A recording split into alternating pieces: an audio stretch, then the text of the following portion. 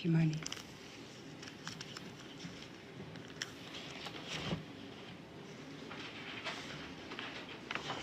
The evidence by the prosecution against the second accused person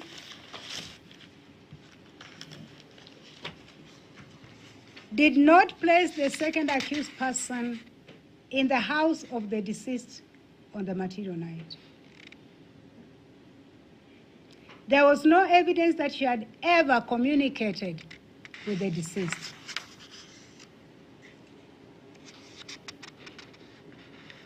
The evidence that the prosecution have brought before this court on the second accused person relates to the events of 20th of September 2018, and that is the shooting incident.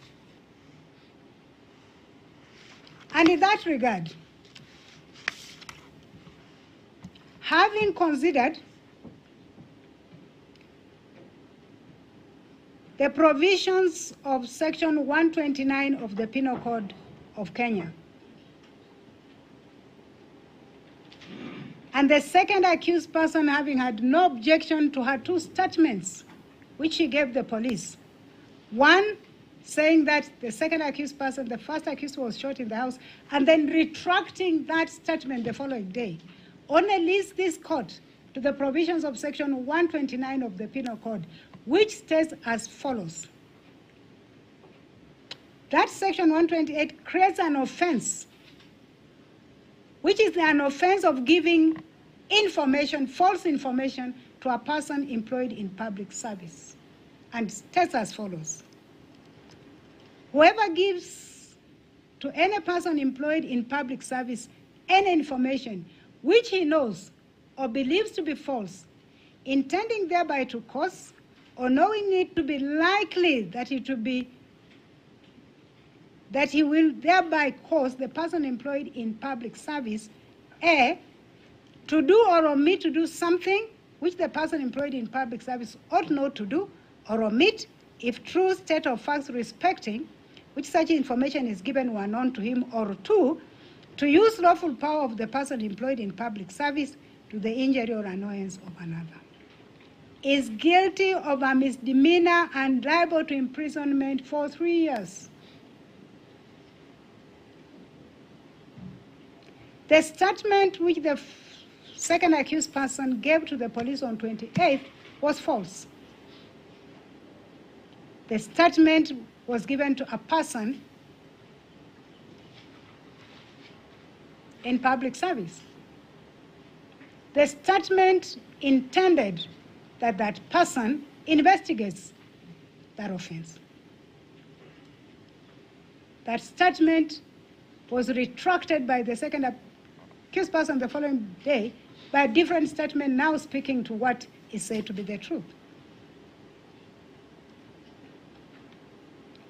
There is no timelines in criminal law when you can prefer charge against a suspect.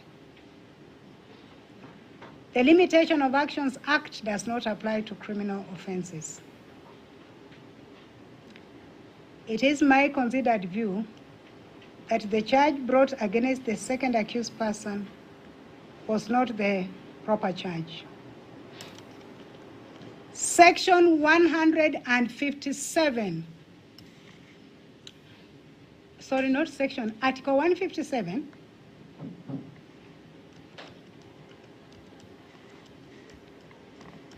gives the power to institute and prosecute a person suspected of committing the offense to the office of the Director of Public Prosecution.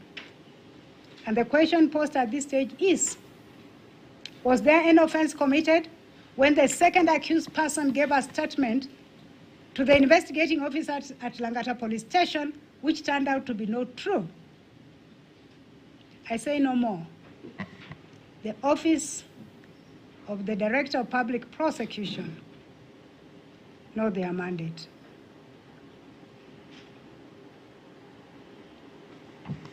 The result is that the prosecution did not adduce adequate evidence for this court to find the second accused person guilty of the offense of murder of Monica Kimani on the night of 19th of September 2018. The first accused person is convicted on the charge. The second accused person is acquitted of the offense.